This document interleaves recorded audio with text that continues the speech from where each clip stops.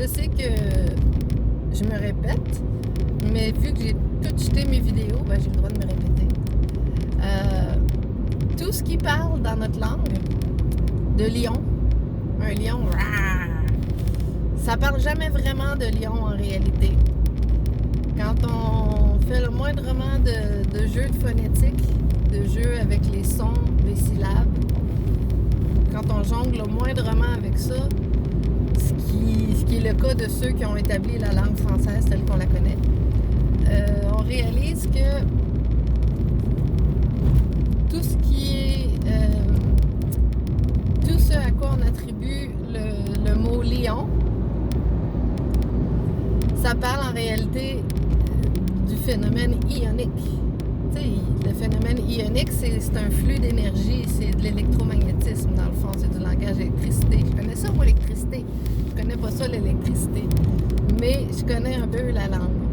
Puis, quand ils disent lion, c'est toujours L'-I-O-N qu'on doit lire. Puis ça, c'est en français comme en anglais. Comme on parle de lion, ion, c'est en lien avec le soleil central. Le soleil central, la source originelle, gin, c'est l'esprit. Donc, or, c'est parce qu'il y a tellement de degrés, à chaque fois que je dis quelque chose, une syllabe, un mot, il y a tellement de degrés qui peuvent être expliqués que là, ça finit plus. Mais lion règne. C'est l'air de vie qui règne. C'est le royaume. C'est une des couches d'être. Une des phases, un des états d'être. Comme le fait d'être ici incarné dans la chair, sur l'air de la tarte. Ça, c'est un de nos états d'être. Mais tout ce qui est à plusieurs niveaux, sur plusieurs phases en même temps. En tout cas, nous, les humains, on a la chance d'être à la fois esprit et à la fois corps incarné, la chair.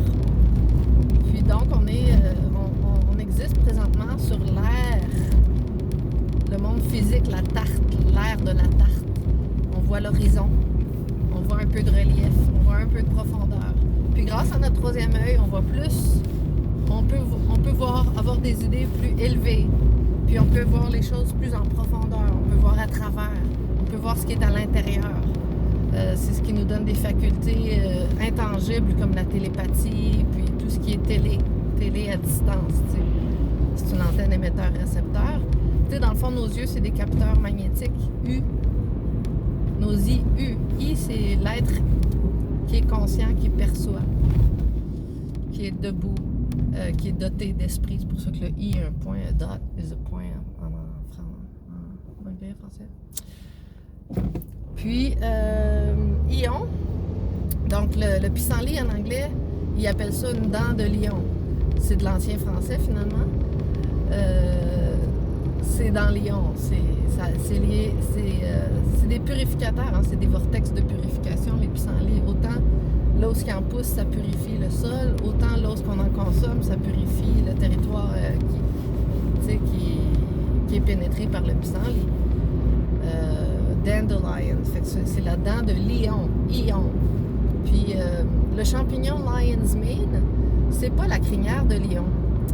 Ça, c'est trop au premier degré, c'est trop adamique, c'est trop horizontal. Il faut qu'on aille un peu plus loin pour saisir réellement de quoi nous parle le nom de ce champignon.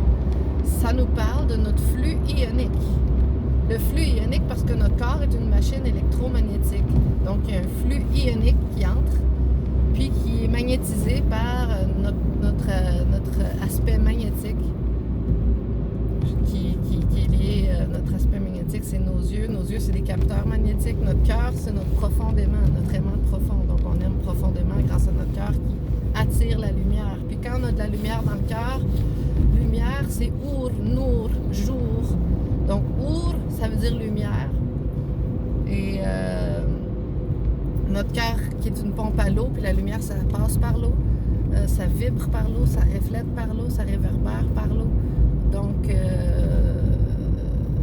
le cœur, quand il est lumineux, c'est l'amour. Le cœur, c'est l'âme. L'âme, c'est l'encre. Encre, c'est l'encre. Ça vient ancrer le flux ionique par attraction électromagnétique. Fait que la loi de l'attraction, c'est très lié à l'amour. Puis c'est ce qui fait qu'on attire la vie, on attire la lumière, on attire la lumière dans le cœur. Donc, l'âme c'est l'âme remplie de lumière, l'âme lumineuse, l'âme rayonnante. Fait que l'amour, c'est un phénomène de lumière dans le cœur. On déborde une haute lumière.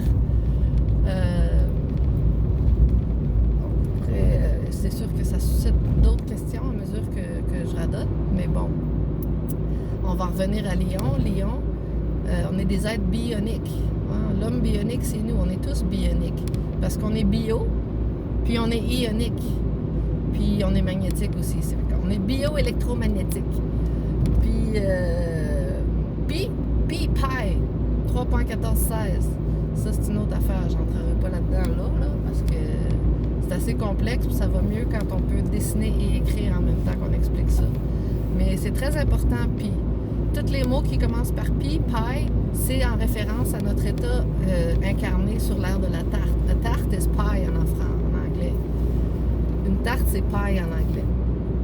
Puis les papes qui se sont appelés pi, c'est pas au hasard. Pisces, le signe de poisson en anglais, c'est Pisces. Pi, voit. Parce que pi, c'est le ratio de nos 3 yeux. Donc, on voit au moyen de nos 3 yeux dans un corps adamique. Dans un corps adamique.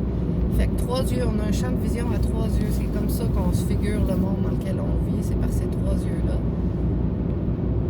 C'est pour ça que pi est important. Pi, 3.1416, c'est le ratio de nos 3 yeux. C'est 3 points. C'est 3 points, 3 trous ouverts de perception qui nous donnent notre vision de la réalité.